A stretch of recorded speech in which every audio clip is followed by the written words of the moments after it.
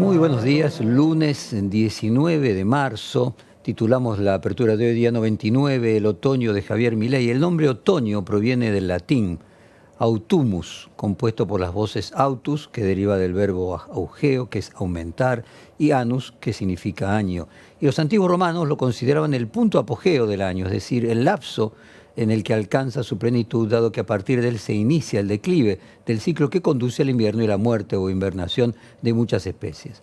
Este 20 de marzo, no el 21, de acuerdo a los meteorólogos, comienza además el equinoccio, con el que significa el comienzo de empezar el otoño como estación, y puede comenzar un otoño particular también para el gobierno de Javier Milei, porque justamente se cumplen el día anterior los primeros 100 días de gobierno. Por esa razón decidimos empezar el programa de hoy con Balada de Otoño, una de las más bellas canciones de Juan Manuel Serrat. 100 días.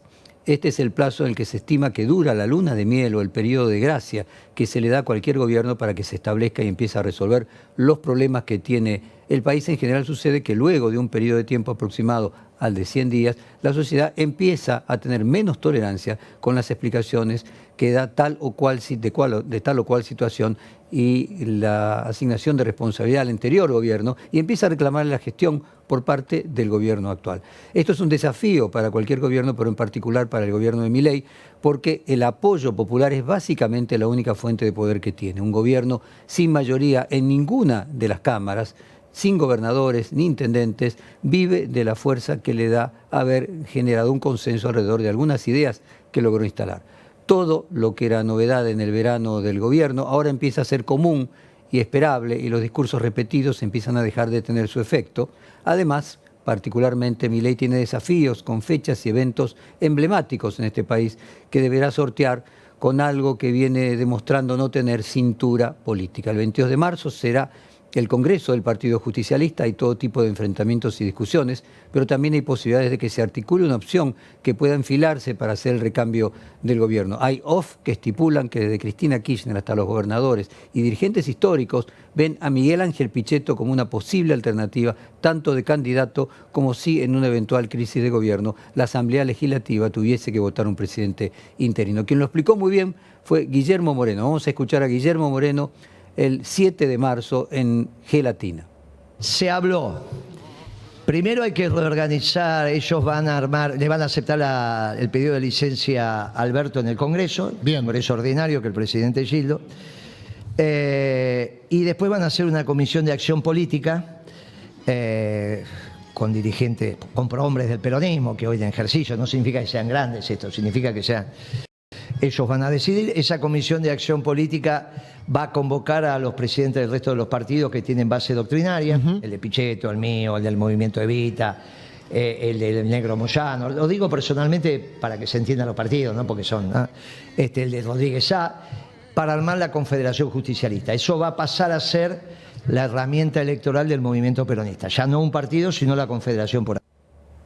Por otro lado, en las antípodas de este planteo, un dirigente que viene creciendo es Axel Kicillof. Desde su gestión en la provincia de Buenos Aires proyecta la imagen de un político que trabaja, representa al ala más progresista dentro del peronismo. En el extremo izquierdo se ubica Juan Grabois, quien afirmó en un programa de streaming llamado Gelatina que quiere encabezar una lista de diputados nacionales porque su intención es ser candidato a presidente en las próximas elecciones. Grabois, como sabemos, tiene una agenda de mucha mayor confrontación con los llamados poderes establecidos y despliega una crítica profunda a la estructura del Partido Justicialista. Durante los días previos al 22 de marzo, el peronismo asumirá el protagonismo de la escena política, y si logra articular una oferta política mayoritaria, el gobierno tendrá una fuerte presión. Como si esto fuera poco, 2 días después de la reunión del Partido Peronista, el gobierno de Javier Milei deberá enfrentar la tradicional marcha del 24 de marzo.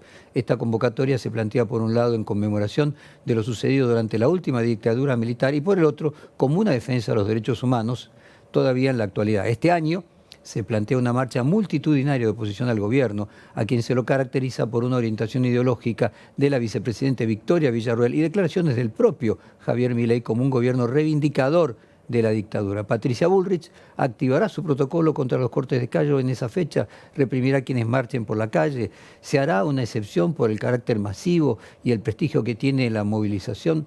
todas las preguntas que serán centrales el 24, porque el gobierno podría cometer un terrible error político al reprimir esta movilización. Lo sucedido durante el gobierno militar es una fibra sensible en gran parte del pueblo argentino, que cuando se la presiona genera una reacción masiva. Eso fue lo que sucedió con el gobierno de Mauricio Macri con la iniciativa del 2x1 a los genocidas. Vamos a un fragmento de video para recordar la movilización masiva que se dio después de ese planteo en la Corte. Es la marcha del 2x1 en el año 2017.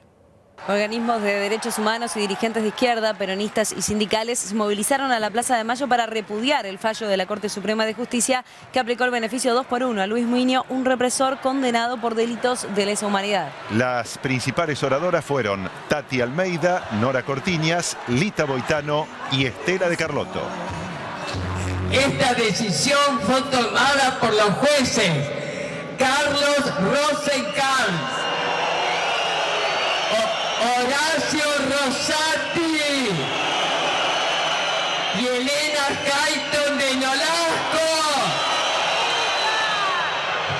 Por las madres y los hijos e hijas que fueron arrojados vivos al mar como destino final.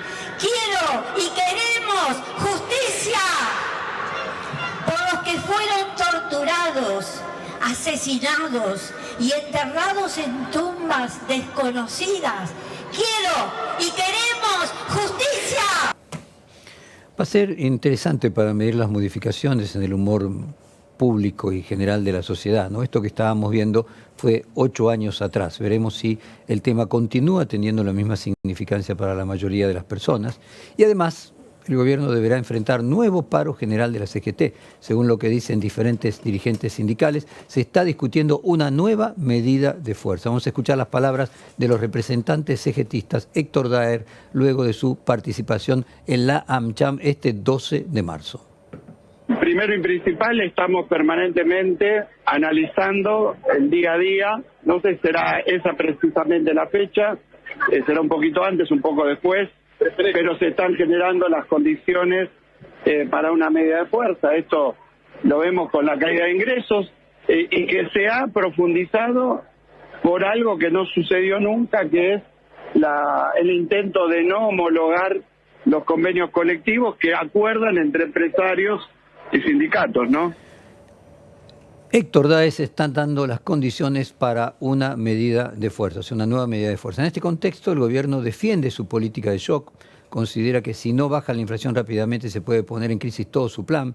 Fue el propio Luis Caputo quien habló de la necesidad de conseguir resultados rápidos. No se puede bajar la inflación en 3 años. La gente no va a tener tolerancia. Escuchemos a Luis Caputo. Nosotros no somos, digamos, proclives a pensar en un modelo gradual, en un escenario monetario gradual, digamos, de baja gradual de la inflación a la Perú en 3 años. Nos parece que la gente no tiene, digamos, no va a tener tolerancia para una baja del 211 a 175, a 160, a 140. Argentina tiene que bajar más de shock la inflación y el esquema de competencia de monedas apunta a eso. Es un sistema monetario cambiario que va a hacer esencialmente colapsar la inflación. Luego viene Semana Santa, una semana de feriado en la que se evidenciará la falta de poder adquisitivo de la sociedad para poder viajar. En general, las frustraciones sociales en momentos de consumo son un problema para los gobiernos y además de Semana Santa es una fecha históricamente complicada. Fue la Semana Santa de 1987 cuando el gobierno de Alfonsín tuvo que enfrentar el alzamiento cara pintada que buscaba justamente la amnistía para los genocidas. Entre estas fechas complejas se viene un nuevo aniversario, el 2 de abril, Día de los Veteranos y Caídos en la Guerra de Malvinas. Por un lado, la canciller Diana Mondino tuvo declaraciones poco felices respecto a las Malvinas cuando dijo los derechos de los isleños serán respetados, cuando en el caso de las Malvinas, como sabemos, hay colonos. Además, En el medio inglés The Telegraph, el diario inglés The Telegraph, recordó que Mondino ha sugerido en el pasado que la Argentina debería adoptar un enfoque de diplomacia al estilo de Hong Kong sobre las Islas Malvinas, con una transferencia gradual de la soberanía de Gran Bretaña. Javier Milei planteó que admiraba a Margaret Thatcher, quien fue la primera ministra cuando Inglaterra desembarcó en las Islas Malvinas para liberar la guerra contra nuestro país. Esto fue remarcado varias veces, incluso en el debate presidencial por el candidato que se oponía al presidente Milei, en aquel momento Sergio Massa. Por el otro lado, la vicepresidenta Victoria Villarruel viene de una familia militar y el padre fue veterano de Malvinas. Probablemente el gobierno intentará posarse sobre esto para poder hacer algún acto, tratando de limpiar las malas declaraciones y problemas que tiene su política frente al tema de Malvinas. Por su parte, la oposición buscará ensanchar la contradicción que el gobierno tiene con el tema y puede generarle un importante daño a su imagen. Recuerdan que los cantos más importantes de las hinchadas de fútbol en nuestro país, cada vez que gana el seleccionado nacional, es el que no salte es un inglés. Ser percibido como un gobierno pro Inglaterra puede ser también mal visto en amplios sectores de la sociedad. Luego del traspié en el Senado, el gobierno parece haber perdido momentáneamente la capacidad para dirigir la agenda política. Todos estos desafíos apuntan a que siga alejándose del centro de la escena. Otoño siempre es una estación de cambio. Veremos si el gobierno logra sortear todos estos desafíos y cambiar para mejor, madurar, o por si el contrario, sigue manteniéndose rígido y continúa eligiendo el enfrentamiento como el único modelo de llevar adelante sus ideas y su política.